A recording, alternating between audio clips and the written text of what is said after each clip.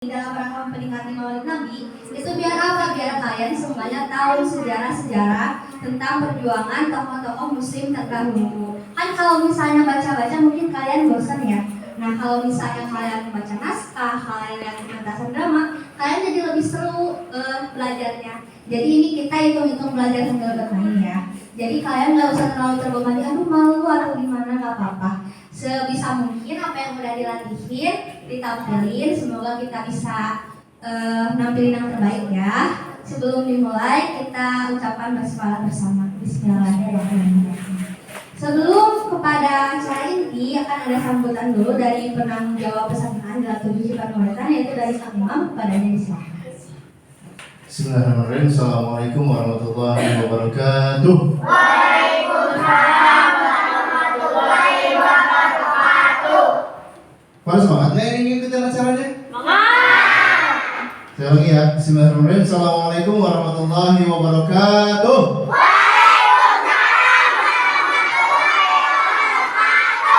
Alhamdulillah, nahmaduhu wa nasta'inuhu wa nastaghfiruh wa na'udzu billahi min syururi anfusina wa min sayyiati a'malina. Man yahdihillahu fala mudilla lahu wa man yudlil fala hadiya lahu. Asyhadu an la ilaha illallah wa asyhadu anna Muhammadan abduhu wa rasuluhu, amma ba'du. Yang pertama saya ucapkan terima kasih banyak, beri-beri terima kasih kepada jajaran panitia ya yang telah mempersiapkan acara yang begitu luar biasa. Meskipun ini sifatnya sederhana dan internal ya, hanya khusus Ahlul Tidur saja, tapi ini merupakan sesuatu acara yang memang menurut saya itu banyak makna dan nilainya.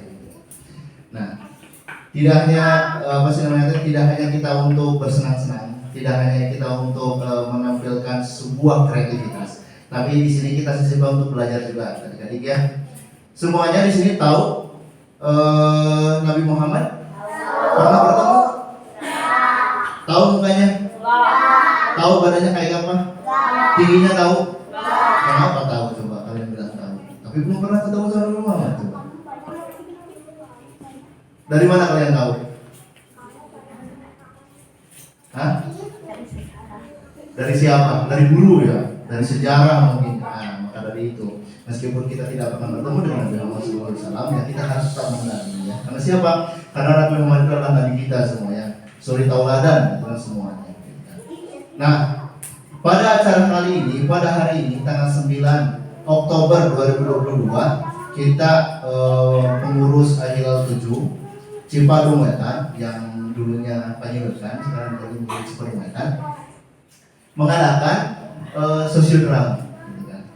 Tahu kalian sosiodrama apa? Ya drama ya, drama seperti itu. Ya makanya di sini kita mengadakan acara ini untuk tidak lain dan tidak bukan yaitu untuk belajar. Kita mengadakan acara, berbagai acara, begitu banyak acara itu tidak lain tidak bukan hanya untuk belajar. Ya belajar.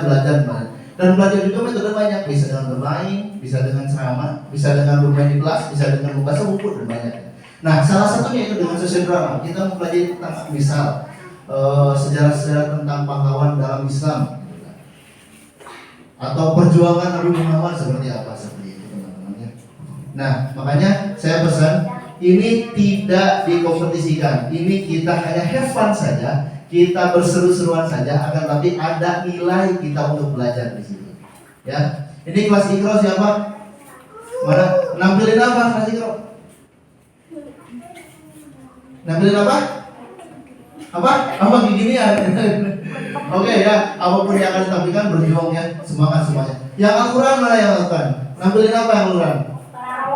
Perang Uhud, mantap ya. Ini kalau bisa disebut dengan perang kolosal, namanya seperti itu.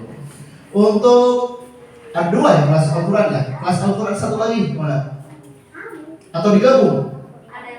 Ada yang digabung ya? Oke, semuanya semangat ya untuk melaksanakan acara ini. Dan saya mau pesan sekali lagi, ini kita hanya untuk bersenang-senang dan belajar saja, gitu kan? Ya, mungkin cukup sekian sambutan dari saya. Selebihnya mohon maaf apabila ada kata yang salah. Bila bisa bilhaq, astagfirullah. Wassalamualaikum warahmatullahi wabarakatuh.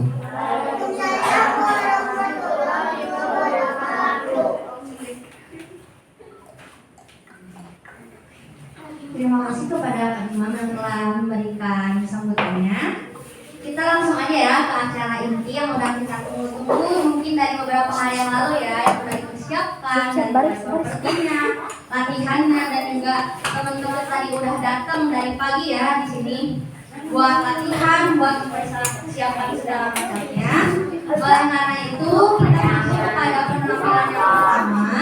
Penampilan yang pertama yaitu akan ditampilkan, akan ada penampilan dari kelas Iqro'a, kelasnya Tesifa, dan juga kelasnya Nadia, kelas Berangka, akan menampilkan drama mengenai perang Uhud. Selamat menyaksikan ya yang nonton.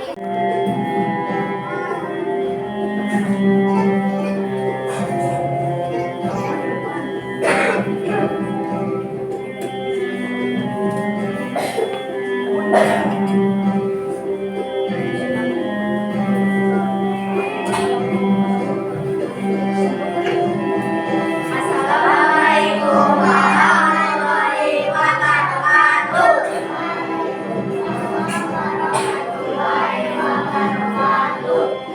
Bismillahirrahmanirrahim. Perkenalkan kami dari kelompok Fatona ya. Fatona akan menampilkan drama dari perang Uhud. Selamat menyaksikan.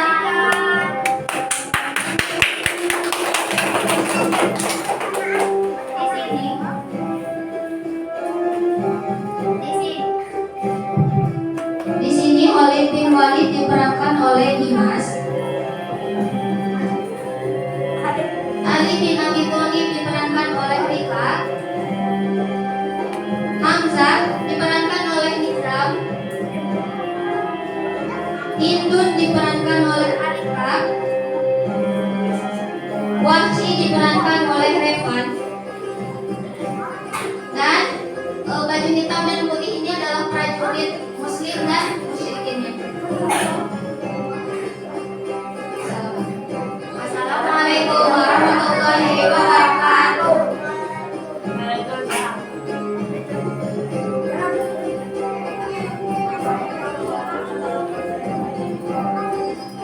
Belakang pecahnya perang Uhud yang pertama karena adanya dendam dari Abu Sufyan terhadap kematian pada saat perang Badar. Yang kedua, adanya kecemburuan Quraisy terhadap perkembangan Islam di kawasan Madinah. Yang ketiga, yaitu mereka kaum Quraisy ingin menghilangkan dominasi Nabi Muhammad di kawasan kota Madinah.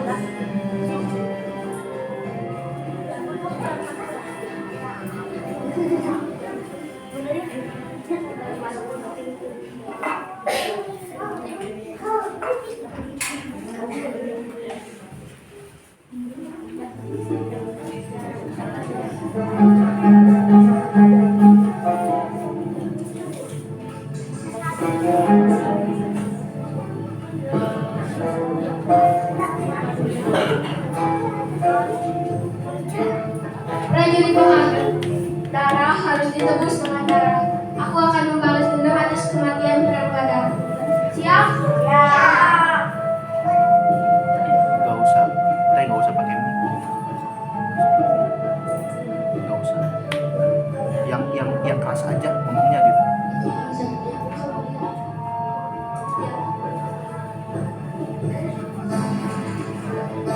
Dua kekuatan sudah saling berhadapan. Sesuai dengan tradisi bangsa Arab, mereka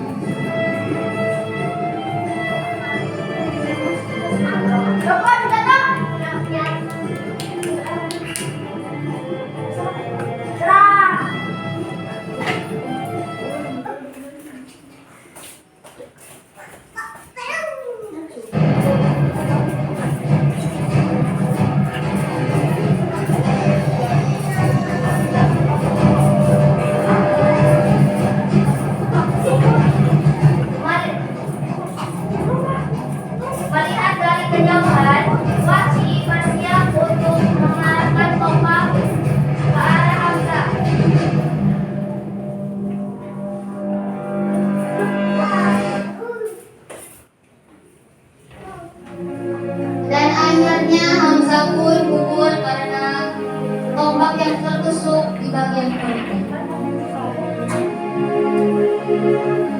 Di sisi lain, banyak anggota pasukan Quraisy yang jatuh. Hindu pun mengarahkan pasukan untuk bergerak mundur.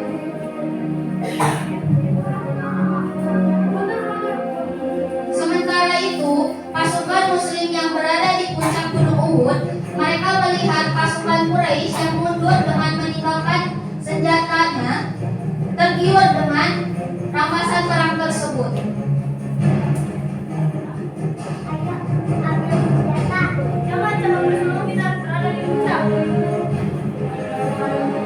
Melihat dari kejauhan keadaan yang mulai tidak kondusif di pasukan Muslim, Khalid bin Walid sebagai ahli strategi perang melihat bahwa pasukan Nabi Muhammad melakukan kecerobohan, akhirnya membentuk serangan balik ke arah belakang Gunung Uhud.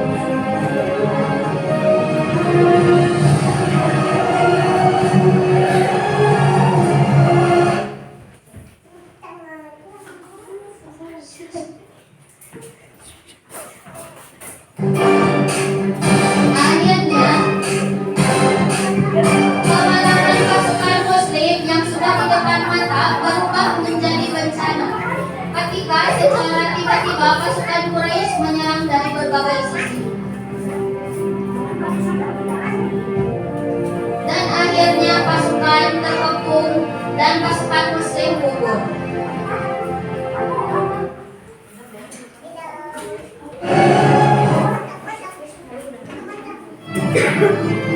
Kemudian Hindur dan Wahsy menghampiri jasad dari Hamzah.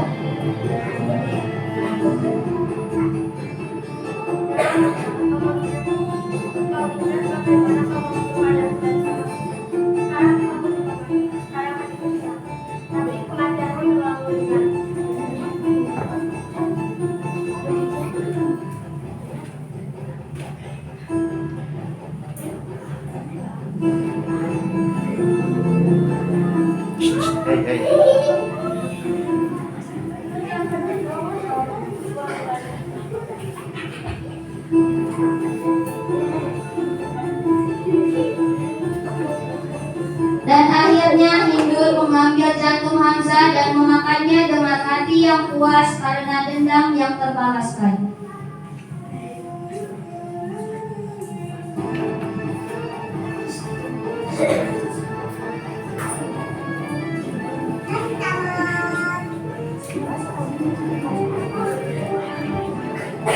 Hikmah dari perang Uhud yang pertama, segala hal yang buruk terjadi karena adanya ketidaktaatan umat Islam terhadap perintah Tuhan dan Rasulnya, serta Allah masih mengasihi orang yang berbuat salah. Di sini bisa kita pelajari bahwa memang umat Muslim melakukan kecerobohan, kesalahan tidak taat terhadap perintah Rasul. Tapi Allah masih mengasihi umat Islam dengan cara menyelamatkan Nabi Muhammad dari perang Uhud tersebut, sehingga umat Islam masih bisa bertemu atau dibimbing oleh Rasulullah SAW. Rasul pada hari ini, pada kesempatan hari ini kita akan menampilkan tentang perang Khandaq. Sebelumnya izinkan kami untuk perkenalan terlebih dahulu. Perkenalkan, nama saya Fitri sebagai narator.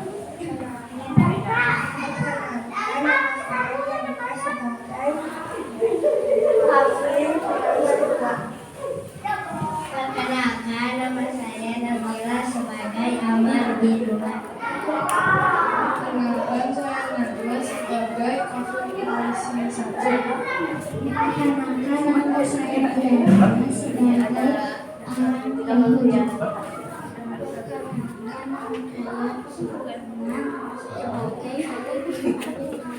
Perkenalkan, nama saya Seril sebagai kaum muslim 1. Perkenalkan, nama saya Dimas sebagai kaum muslimin 2. Perkenalkan, nama saya Dapat sama Al-Faridi. Yang udah sih di sini. Langsung pada masuk lagi. Pada masuk.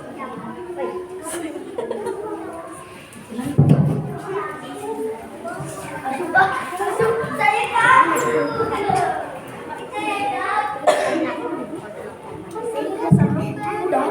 terjadi perang antara kaum muslimin Madinah melawan masyarakat Yahudi dari Bani Nadir dan Wadal, musyrikin Quraisy dan beberapa suku Arab yang masih musyrik.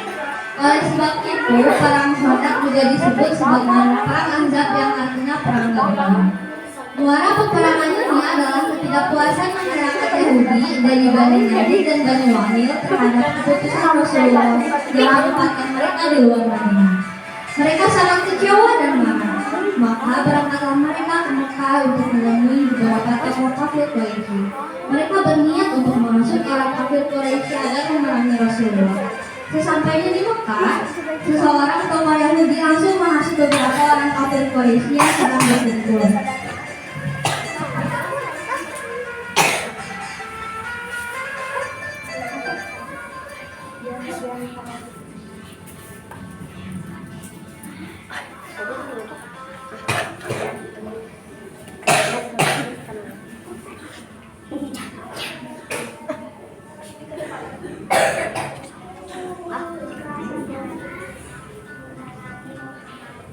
Mengapa kita harus memerangi Muhammad?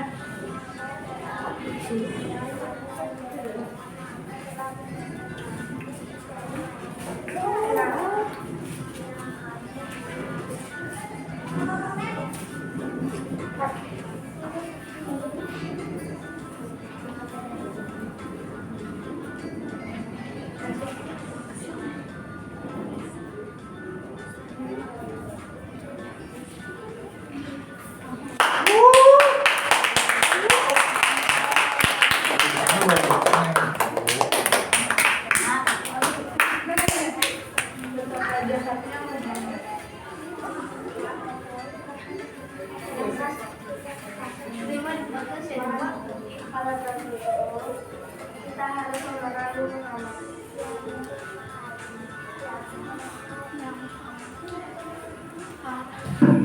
Para kafir Quraisy itu benar-benar terhasut dengan ajakan kaum Yahudi. Bahkan mereka sangat mendukung peperangan itu.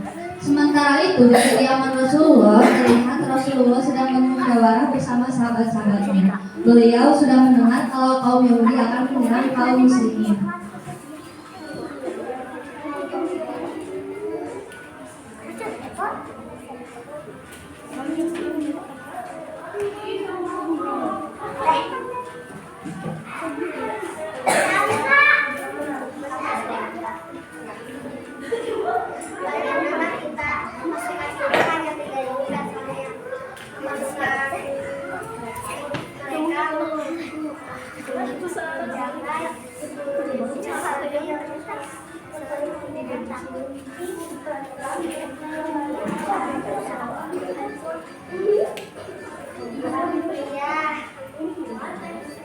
Kekuatan kita tidak akan seimbang dengan mereka.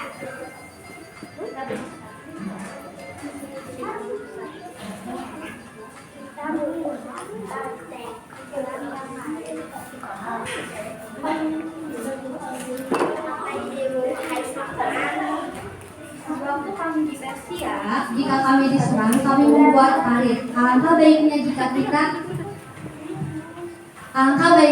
kita juga membuat parit sehingga dapat menghalangi dari melakukan serangan.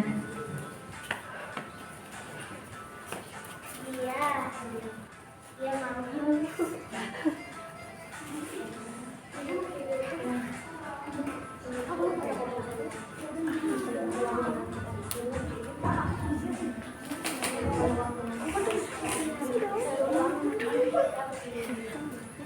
Ya, betul sekali.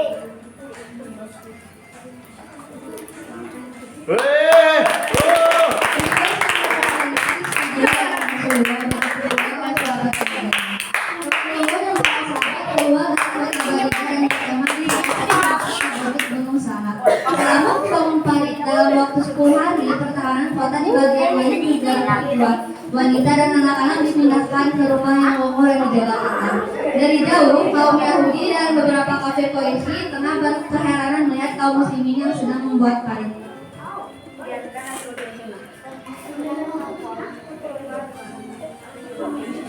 Tidak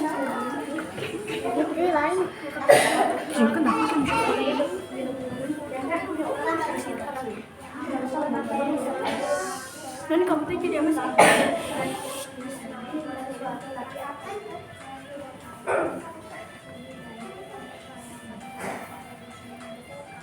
Iya, yuk kita makan anggur dan gelas segar lainnya. Itu lebih asik daripada berdiri di situ.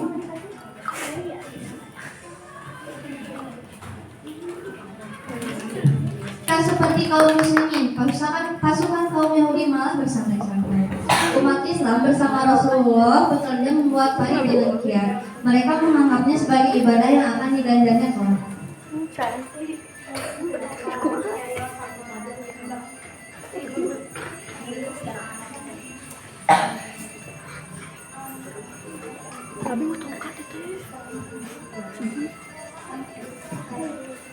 Sepertinya ada bagian kota yang harus kita jaga waktu perang. Bagian yang mana? Bagian selatan Madinah. Kita minta tolong saja pada Bani Quraisy untuk menjaga bagian itu. Betul sekali. Pasti Bani Quraisy pasti mau membantu kita. Ya betul sekali.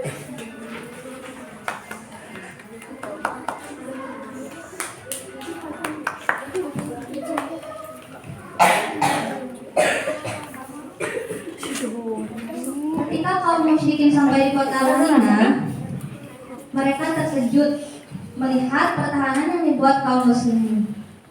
Belum pernah hal ini terjadi pada bangsa Arab. Akhirnya mereka membuat perkemahan.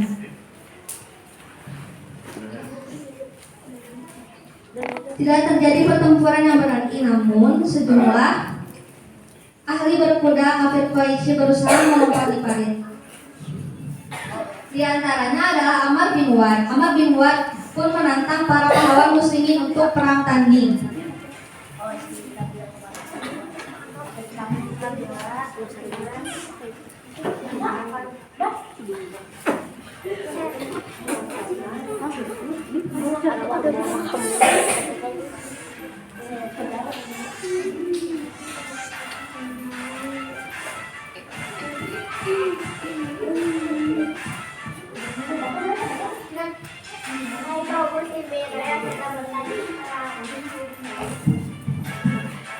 Namun tak ada kaum muslimin yang menyambut ajakan tandingnya.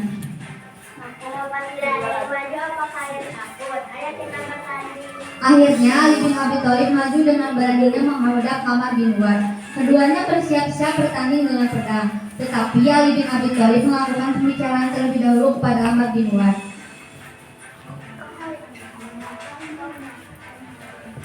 Ini katalah kalian mengusir kaum kami dari Madinah. Ibu saya hanya ingin mengatakan kepada kalian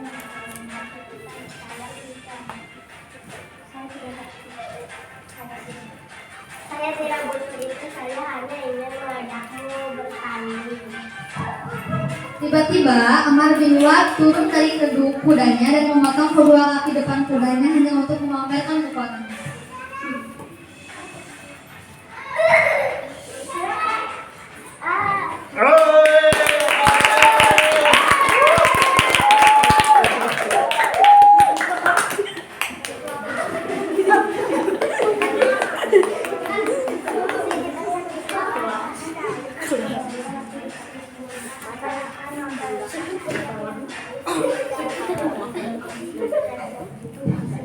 Saya tidak peduli. Saya bahkan masih memiliki kekuatan. Tunggu sampai saya bahkan masih memiliki kekuatan.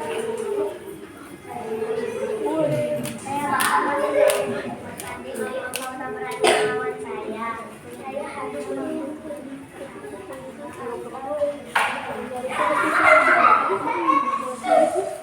saya tidak percaya. Tunggu saja sampai ada tidak mau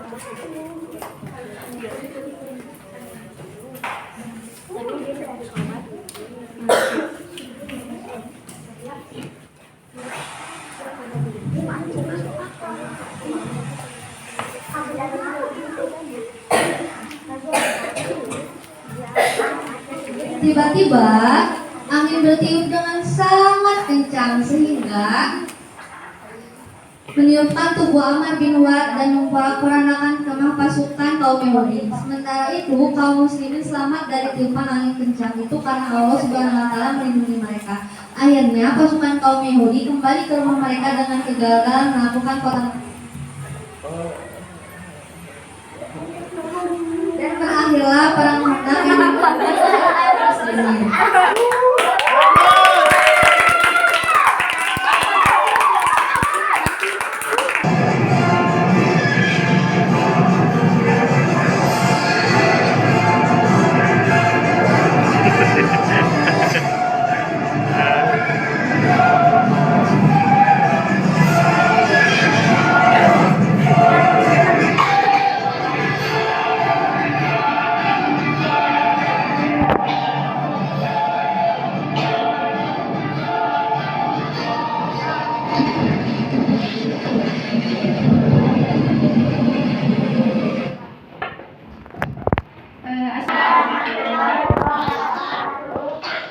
Kami dari kelas Ikro B dan Ikro C akan menampilkan drama mengenai detik-detik wafatnya Rasulullah SAW.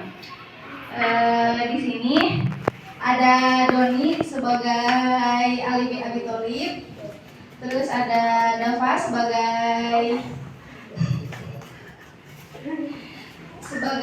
Abu Bakar, ada Radit sebagai malaikat Jibril, terus Jamzam sebagai Umar bin Khattab,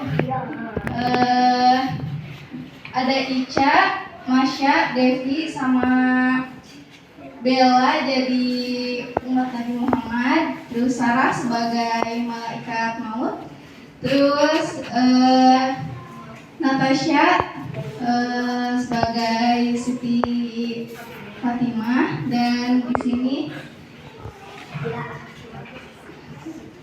Takila sebagai Siti Aisyah. Selamat menyaksikan.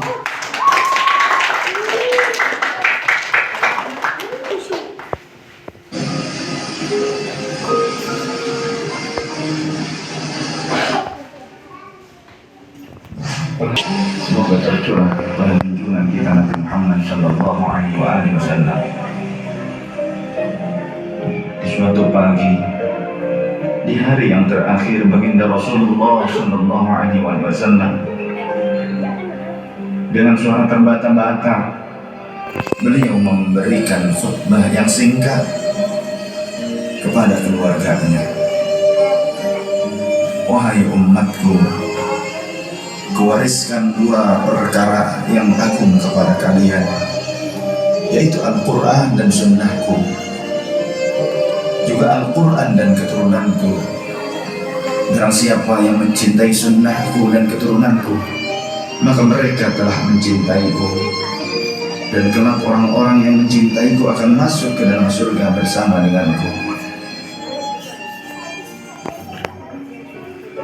Khutbah singkat ini diakhiri dengan Rasulullah Sallallahu Alaihi Wasallam menghadang dengan pandangan yang tenang terhadap mata sahabat-sahabatnya. Pada saat itu terlihat Abu Bakar Siddiq membalas pandangan itu dengan mata yang berkaca-kaca. Umar radhiyallahu anhu menahan nafas tangisnya dengan begitu kuat. Utsman radhiyallahu anhu menghela nafas sepanjang-panjangnya melihat Rasulullah sallallahu alaihi wasallam. Ali radhiyallahu anhu pun menundukkan kepala sedalam-dalamnya, isyarat bahwa waktu itu telah datang. Saat perpisahan sudah tiba dengan Rasulullah sallallahu alaihi wasallam. Rasulullah akan meninggalkan kita. Manusia termulia itu sudah hampir selesai tugasnya di dunia. Saat itu matahari kian meninggi, tapi pintu Rasulullah tetap tertutup. Sedangkan di dalamnya Rasulullah SAW sedang berbaring lemah dengan keningnya yang berkeringat dan membasahi pelepah kurma yang menjadi alas tidurnya. Tiba-tiba dari luar pintu terdengar seseorang yang mengucapkan salam. Assalamualaikum, bolehkah saya masuk? Dan Fatimah membuka pintu seraya berkata, Waalaikumsalam. Maafkanlah aku, ayahku sedang demam. lantas Fatimah membalikkan badan dan menutup pintu. Rasulullah Shallallahu Alaihi Wasallam mendengar jawaban Fatimah. Seraya beliau bertanya, siapakah yang datang itu wahai putriku? Fatimah pun menjawab, Tidak tahulah wahai ayah. Tak pernah aku lihat orang itu sebelumnya. lalu Rasulullah Shallallahu Alaihi Wasallam menatap putrinya itu dengan pandangan yang menggetarkan. Satu-satu bagian wajah mereka seolah hendak dikenal. Orang-orang yang berada di samping beliau dipandangnya dengan pandangan yang begitu ketat. Rasulullah pun berkata, ketahuilah wahai putriku, dia itulah yang memisahkan kenikmatan dunia.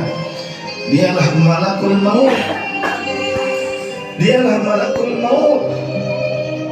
Maka Fatimah pun menahan ledakan tangisnya di depan ayahnya karena mengetahui ajal ayahnya sudah dekat.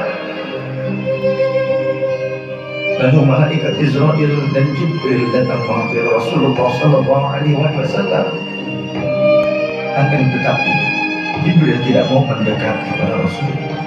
Jibril hanya menunggu di langit pertama. Lantas Rasulullah bertanya, wahai Jibril, jelaskan apa hakku di hadapan Allah Subhanahu wa Ta'ala. Rasul berkata dengan penuh kelemahan. Lantas malaikat Jibril pun berkata, Ya Rasulullah, pintu-pintu langit telah terbuka. Para malaikat telah menanti kedatanganmu. Semua pintu surga telah terbuka lebar menanti kedatanganmu, wahai kekasihku. namun kata Jibril tidak membuat Rasulullah Sallallahu Alaihi Wasallam. Kalimatnya tidak membuat tenangnya mengingat Rasul. Mata Rasulullah pun masih penuh dengan kecemasan. Kemudian Jibril berkata, Apakah engkau tidak senang mendengar kabar ini, ya Rasulullah?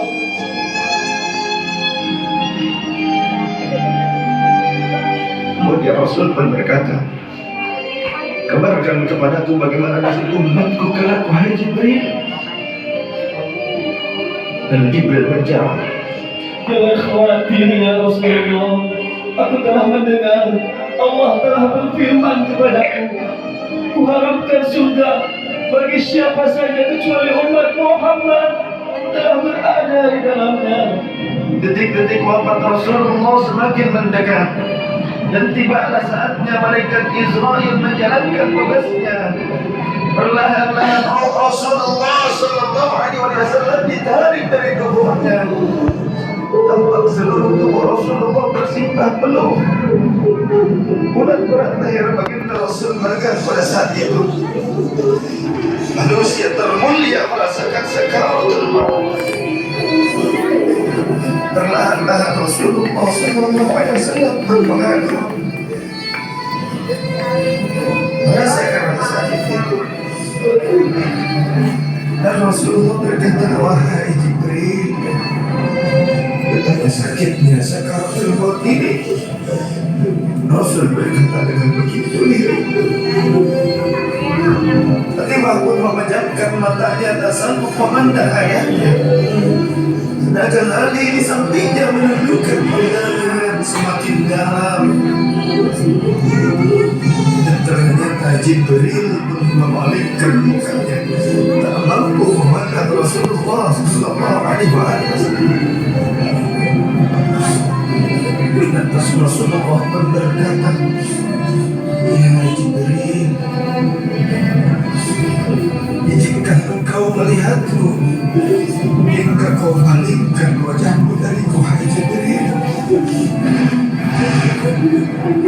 Lantas Jibril pun menjawab, siapakah yang sanggup melihat kekasih Allah yang bertanya ya Rasulullah?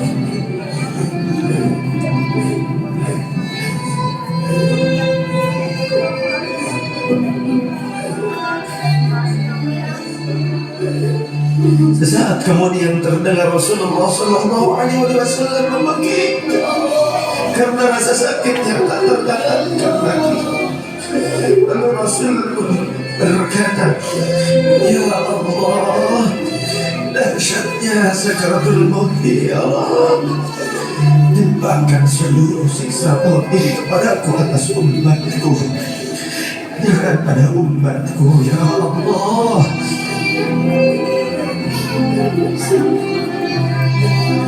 Rasulullah memperjuangkan kita. Badan Rasulullah mulai dingin dan lemah. Kaki dan dadanya sudah tidak bergerak lagi pada saat itu. Menegang seluruh urat-urat beliau. Bibirnya tergetar seakan hendak membisikkan sesuatu.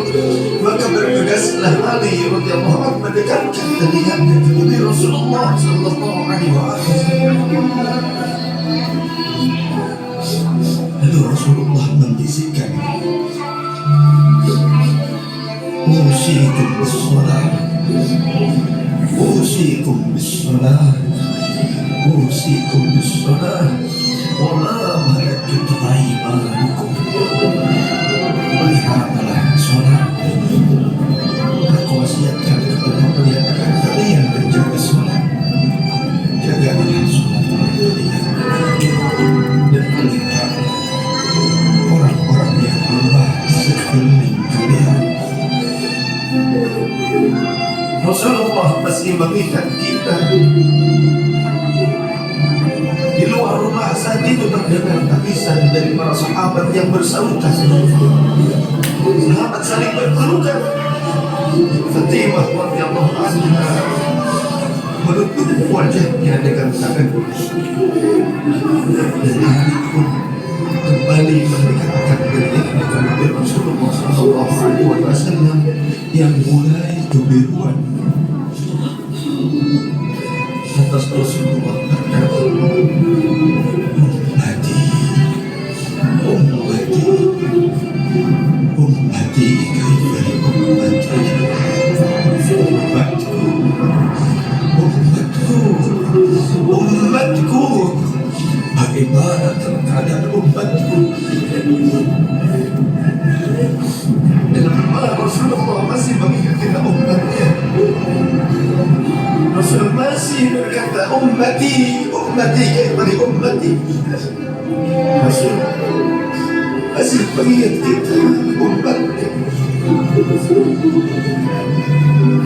Dan berakhirlah kehidupan insan yang mulia pada saat hidup.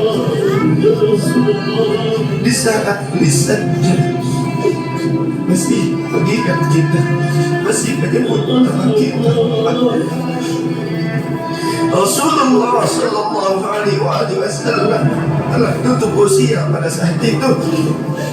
Mampukah kita meneladani Rasulullah Sallallahu Alaihi Wasallam dan mencintainya? Iya, dia mencintai kita hingga akhir hayatnya. Padahal kita adalah umatnya yang tidak pernah beliau temui. Ya Rasulullah, ya Rasulullah, ya Rasulullah.